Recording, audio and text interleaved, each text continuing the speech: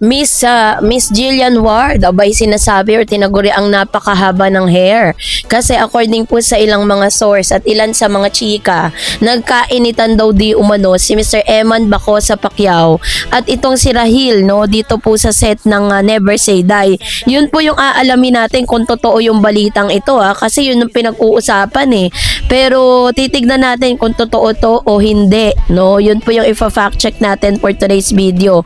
At bakit nga ba tila nananahimik si Rahil or ito pong si Miss Jillian Rahil at saka si Mr. Eman Bacosa patungkol sa isyong ito. So yun ang ating pag-uusapan maya-maya lang. But before that, if you haven't subscribed yet to my YouTube channel, please don't forget to like, share, and subscribe at i-hit mo na rin ang notification bell for more showbiz updates.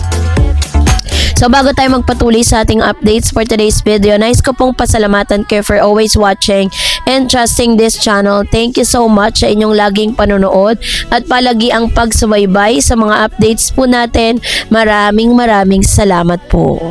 At ngayong araw, eto na, pag-usapan na natin ang mga intriga patungkol kina Jillian Ward, Eman Bacosa at Rahil Bria, na kung saan sinasabing love triangle po itong tatlong ito dahil si Eman po ay naiintriga at nakukonek sa pangalan ni Jillian dahil po sa mga naglalabasang sweet videos at sagutan po nila doon po sa sa social media.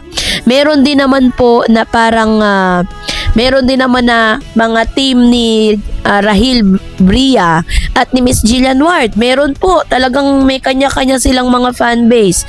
It only means na talagang sobrang trending po talaga itong si Eman, kasi si Eman po ang nagpasimula ng lahat ng ito, kaya talagang pag-uusapan natin yan. So sa kabila po ng mga usap-usapan sa social media ngayon ay muling uminit ang issue patungkol sa kinasasangkutan ng Kapuso star na si Miss Jillian Ward at Mr.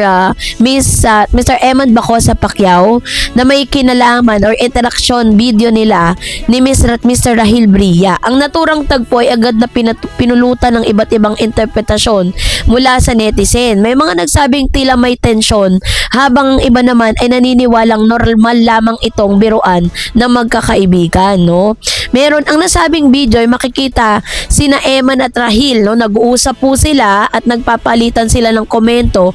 Bagamat may halong pagbibiro at papuri ang kanilang usapan, ay may ilang netizen na nakapansin umano ng kakaibang energy sa pagitan ng dalawa. Tila ba may kompetisyon o tensyon? Ito yung sinasabi ko sa inyo Meron kasi silang video sa TikTok na parang nagsasagutan po sila. Ngayon, dahil po yung mga netizen sobrang engaged, patungkol dito sa tatlong ito, kaya nagaginagawan sila ng issue, So dahil dyan, sabi dyan, bagamat hindi direktang kasama ni Jillian or kasama si Jillian, kasi sa panahon ngayon kung saan bawat kilos ng celebrity ay nabibigyan ng mas malalim na interpretasyon, hindi na nakapagtataka kung bakit mabilis itong mag-viral, Sa video po, makikita ninyo hindi kasama si Jillian doon. Sa video, siya ang sentro ng intriga. Matagal nang napapabalitang may koneksyon kina Eman at Rahil, lalo na matapos silang makita sa iba't ibang events at proyekto. Si Jillian ay isa sa mga pinakasikat na aktres ngayon sa kanyang henerasyon. Bukod sa kanyang talento sa pag-arte, kilala rin siya sa pagiging professional at grounded. Sa kasalukuyan, abala siya sa kanyang seryeng Never Say Die, kung saan kasama rin sa si Rahil Bria at guest actor na si Mr. Eman Bacosa Pacquiao. Dahil dito, hindi rin malayo magkaroon sila ng madalas na interaksyon, isang normal na bagay sa industriya ng showbiz, Na talagang dahil nga ito, 'di ba, sinakyan po ng publiko na parang pinalalabas nila na meron pong tension between Rahil Bria at Mr. Eman Bacosa Pacquiao. Ngayon ang gagawin ng public to engage, para mas pag-usapan po sila ng todo. Lalo na ngayon may proyekto sila, gagawa po sila namang ingay sa publiko. That's showbiz. Kasi ako, myself, hindi ako maniniwala na si Mr. Eman Bacosa kakapasok lang sa showbiz, makikipag-away ka na agad. At parang wala po sa personalidad ni Mr.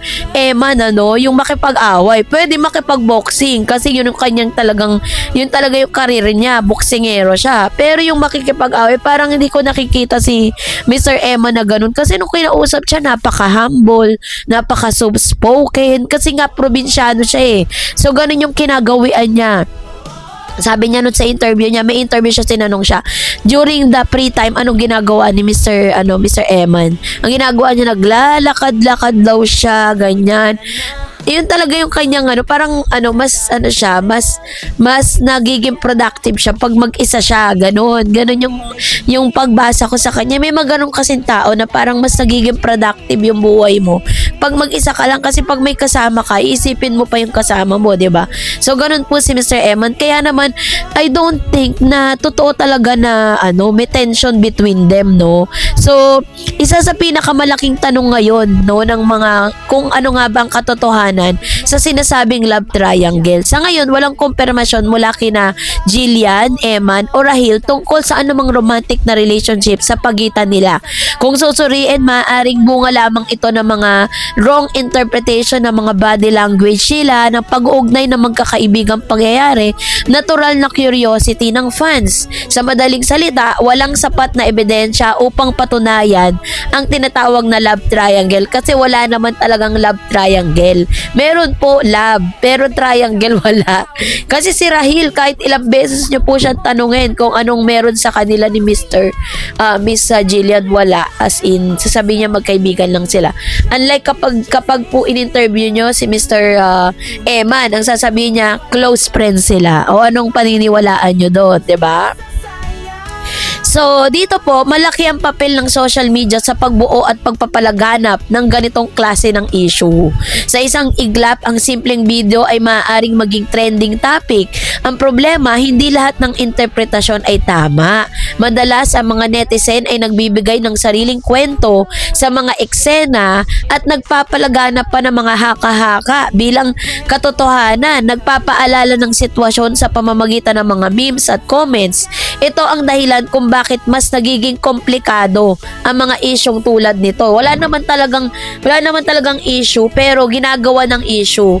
Sabi nga, 'di ba, parang sa mga ganitong pagkakataon, parang kung titignan natin, is ginagawa to para po for strategy, 'di ba? Parang publicity siya. Sabi nga po ng ilang mga showbiz insiders na good or bad publicity, still publicity.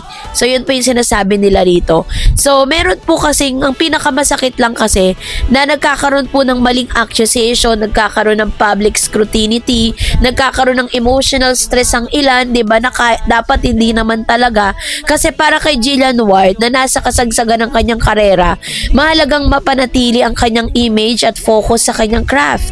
At tandaan po ninyo hindi lang po si Mr. Eman Bacosa Pacquiao ang kinukumpirma ni Miss Jillian na nagpaparamdam sa kanya. Sabi niya po, panoorin niyo po ulit yung interview niya with Mr. Boy Abunda. Sinabi niya doon na marami pong gustong manligaw sa kanya, pero isa lang ang kanyang ini-entertain. Well, yun yung tinatawag na matino. Kasi kung hindi matino si Jillian, lahat ng maliligaw niya, sige, manligaw lang kayo. Umasa lang kayo. 'Di ba? At mapimili ako sa inyo, hindi eh. Pero sabi niya, maraming nag-a-attempt na ligawan siya, pero isa lang ang ini-entertain niya. And that is Eman Bacosa. 'Di ba? So, hindi na bago kasi sa ganitong mga intriga, 'di ba? Marami ng mga ganitong klase ng usapin sa showbiz. So, ito'y katunayan na bahagi ng kanilang buhay bilang isang artista. Kaya naman di ako naniniwala dun sa fake news na yun na may tension, no, between Mr. Rahil Bria at Mr. Eman Bacosa Pacquiao. Mananatili pa rin ang suportang ibibigay ko para kay Mr. Eman at Miss Jillian. So, kayo po, anong inyong saloobin patungkol dito? Mag-comment kayo sa comment section. And that's it for today. For more videos and updates, please don't forget to like and subscribe. And please don't forget to follow my Facebook page, DarEds TV and DarEds channel. God bless everyone!